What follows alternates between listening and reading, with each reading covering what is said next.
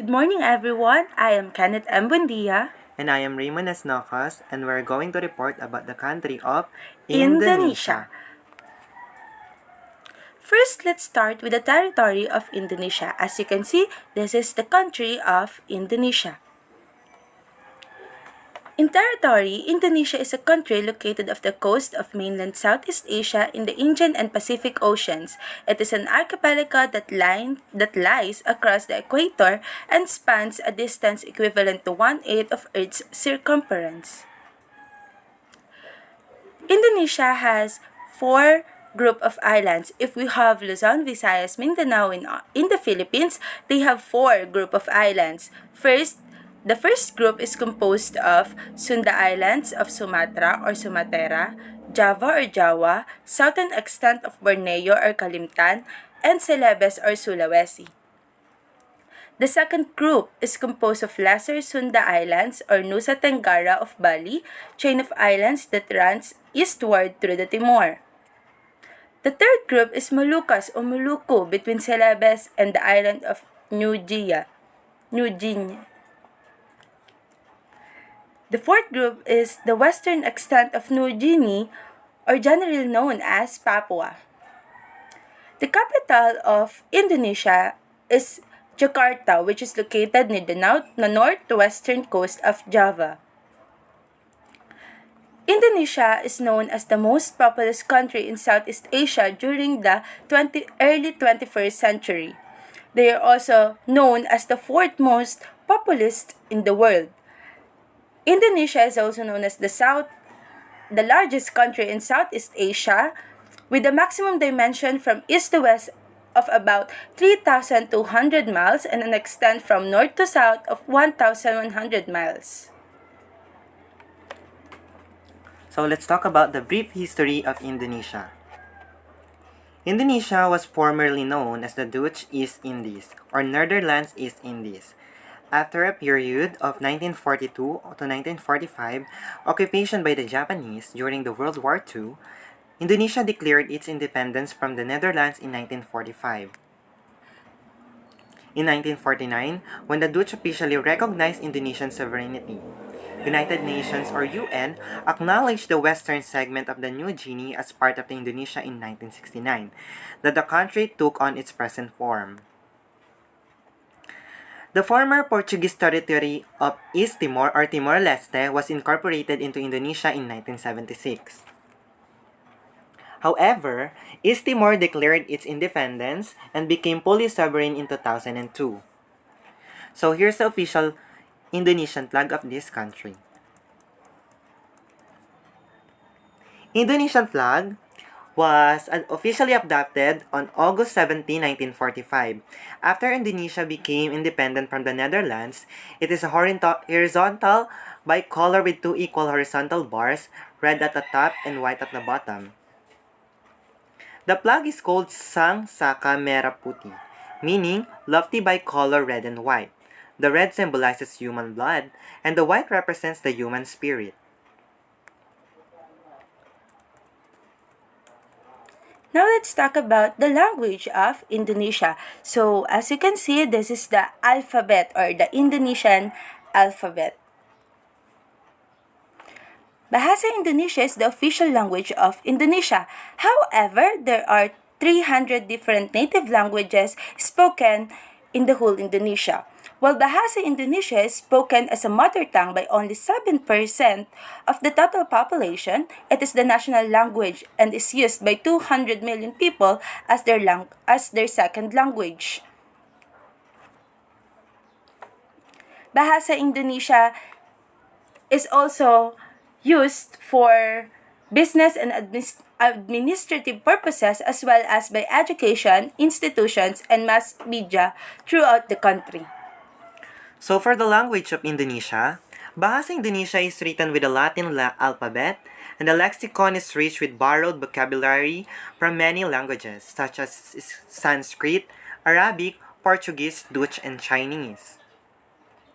So during the time of Indonesia was a Dutch colony, the Latin alphabet was introduced to write Indonesian, and a number of Dutch spelling were used. This alphabet was called Ihaan Lama. or Old Script in Indonesian. In 1947, the spelling of Owe was changed to U. Then in 1972, a set of official changes to the Indonesian spelling system were introduced by the former President Suharto. The major changes included in changing CH to KH, DJ to J, just like the Filipino alphabet. Next, we have Indonesian literature refers to written or literary works produced in Indonesia. The works which are transmitted orally can be seen in the article oral tradition of Indonesia. So, as we can see, or as we can perceive from the writings, the oral tradition or the oral literature of the Indonesians were also written in a certain book, or it is collected by their ancestors. The Indonesian literature was influenced by China, India, Europe, Middle East, and Netherlands and Japan because Indonesia was the center of the trade among sailors and traders from these countries. So, from Indonesian literature, periods of Indonesian literature.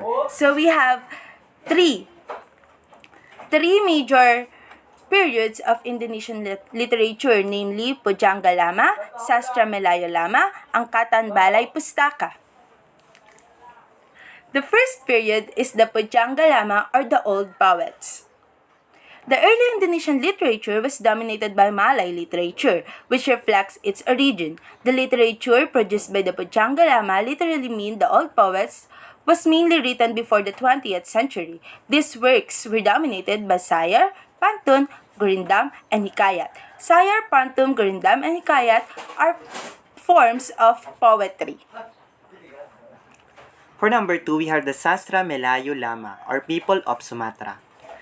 So for this part, the literature of this period was reproduced from the year 1872 until 1942. The works from this period were predominantly popular among the people in Sumatra. The regions of Langkat, Tapanuli, Padang, and etc. The Chinese and the Indo-European, the first works were dominated by Sayar, Hikayat, and translation of Western novels. So third one, we have Angkatan Balay Pustaka or Balay Pustaka's influence. Why? Because during this period, Indonesian literature was dominated with novels, short stories, dramas, and poetries which gradually replaced Sayar, Gurindam, Pantum, and Hikayat or the traditional or classical poetry. These works are mostly published by Balay Pustaka, giving this period its name. Balay Pustaka was established to stop the negative influence of many literatures which are written during that time. Many of those literatures were pornographic and have somehow political background. From 1920 to 1950, Balay Pustaka published many works in High Malay language, Javanese language, and Sandanese language. Some are also published in Balinese, Batak, or Madoranese language. So in this period, the focus of the literature is to erase the bad influence of the former literatures. So we have the minor periods of literature, commonly known as Angkatan Pujangga Baru, which is a form of reaction from Balay Pustaka publishers who are considered too strict in censorship, especially on works that contain elements of nationalism. So for the second one is we have the Angkatan in 1945. The essence of this literature is inspired by the socio-political circumstances of the revolution of the maintained independence. The many forms of work literature produced in the form of poetry and the poetry spirit of nationalism. Next, we have Angkatan 1950 to 1960, characterized by the publication of literary magazine Acts of Care H.B. Yasin. The literature work of this period is dominated by short stories and poems.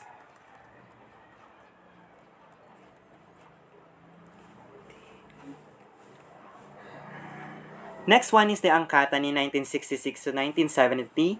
Angkatan is characterized by the publication of literary magazine, also acts of care of H.B. Yassin. Angkatan is also marked by the publication of Horizon Literary Magazine. In those magazines, the literature works are published with a tight selection. Next, we have Angkatan 1980-an. At this time, the work in circulation revolves around romance and love. Began to appear popular novels with easy to understand light stories. And we have the Angkatan Reformasi. The Angkatan Reformasi, the reform of state structures in political, social, and economic aspects, has given a good chance toward the development of Indonesian literature.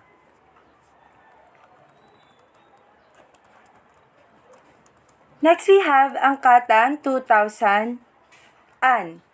Along with the shift of political power from Suharto's hands to B.J. Habibie and K.H. Abdurrahman Wahid and Megawati Sukarnoputri, there was an issue of est or 2000 literators. The emergence of this generation is marked by the rise of works of literature, poetry, short stories, and novels, and the theme of socio-political, especially around the Reformation.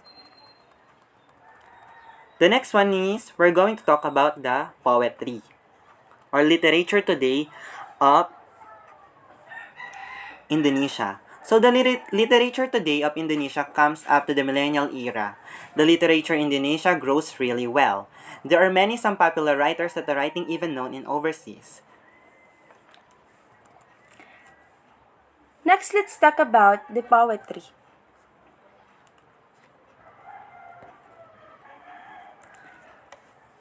We have the Indonesia have two main forms of classical poetry. First is pantuna, the second one is shires. In pantuna, it usually have alternating rhyme schemes or ABAB, while sires have AAA patterned rhyming schemes. Sires have longer verses which includes more than one quatrain, whereas a quatrain in itself is enough to be a pantun.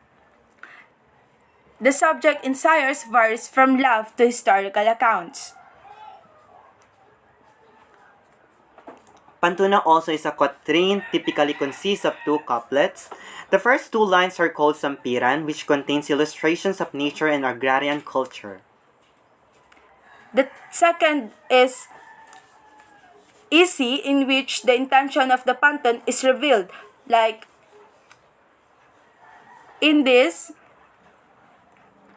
example. So this is the example of pantuna. The first stanza refers about the nature of art or agriculture of the Indonesia, while the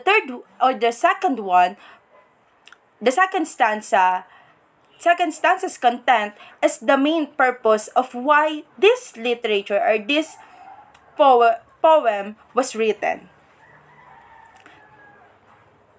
So this is the example of shires or sires. So as you can see the difference between the pantun and the sires, which is longer. So, we're going to talk about the Indonesian culture. So, for the culture of Indonesia, according to what we have searched, there's no such thing as an Indonesian culture. Why? Because Indonesia is a singular term that names a particular nation, but there's nothing uniform about its culture. There are at least 300 ethnic groups in Indonesia, and each ethnic groups has different culture and traditions. That's why it is said that there's no such thing as Indonesian culture. But then, we have listed 9 most popular culture in Indonesia. The first one is families are close as they come. No matter how old or independent they are, Indonesians tend to keep tight relationships with members of their family. Just like here in the Philippines, extended family is also popular in Indonesia. The next one is religious commitments comes first. Religious commitments come first when Indonesia usually Balinese present their offerings first thing in the morning or employees dropping everything for prayer time. No matter what religion they uphold, Indonesians are generally very spiritual. So number 3, we have there are 6 religions in Indonesia and hundreds of traditional beliefs. So Indonesia is notorious with its huge Muslim population, the largest in the world despite being a secular country by law. But Islam is just one of the 6 official religions acknowledged in the country, namely Islam, Protestantism, Catholicism, Hinduism, Buddhism, and Confucianism. The fourth one is Indonesians are collective. Since its earliest history, Indonesians have always been communal. Farmers work together to cultivate their lands and manage resources. Villages keep this close-knit together to cultivate their lands and manage resources. So in short, just like us, Indonesians are also inclusive and friendly people. So next one, we have the Indonesians love spicy, savory food just like us Filipinos. The archipelago is rich with herbs and spices, which shape traditional recipes to utilize the abundance of those ingredients. In fact, many Indonesian dishes may come out strong to tourist tanks. Number 6 is every place has a legend. Just like in the Philippines, it is fascinating to learn that the geological process that make mountains, hills, and rivers. But Indonesians go beyond tectonic plates and erosion to explain how natural landmarks came to be. In most places, you can talk about to the locals and dig stories of god spirits, royals, or hermits that contribute to the forming a particular spot like that. Number 7, Indonesians celebrate everything from a child's first step on the ground to certain months of pregnancy. Many cultures in Indonesia has special ceremonies for even the tiniest milestone. Many cultures also make a huge deal out of life events like wedding and funerals, mixing them with mesmerizing traditional customs and celebrations. Just like in the Philippines in the province part, they celebrate weddings or birthdays with the span of days. It is similar to the culture or to the practice in the Indonesia. Number 8 are Indonesians are traditional. As we all know and as we notice, Indonesians and are no, we're not talking about those living in traditional remote villages. They're also practicing traditional in every lifestyle that they have or contemporary lifestyle. Just like in the picture. Yes. Just like in this picture, as we have seen, the dead people, they are very welcome to the dead people, and also they are just like the old acquaintances. They are communicating with them, just like they are living. Yes, it was as if they are not dead at all. Yes. So next, or the last one, Indonesians love making and performing arts. Indonesia's rich culture begets so many inspired work of arts, paintings, sculptures, music, dance, theater, and more, just like in the picture. From the ancient times to contemporary era, Indonesian artists keeps drawing inspiration from the archipelago's culture, values, and nature, ensuring the art scene stays alive and progressing. So that's the end of our presentation. Hope you have learned something. Thank you so much for listening to us, and just like what my partner said, I hope you learned something from us about this video. So thank you so much Thank you so and much and goodbye. goodbye.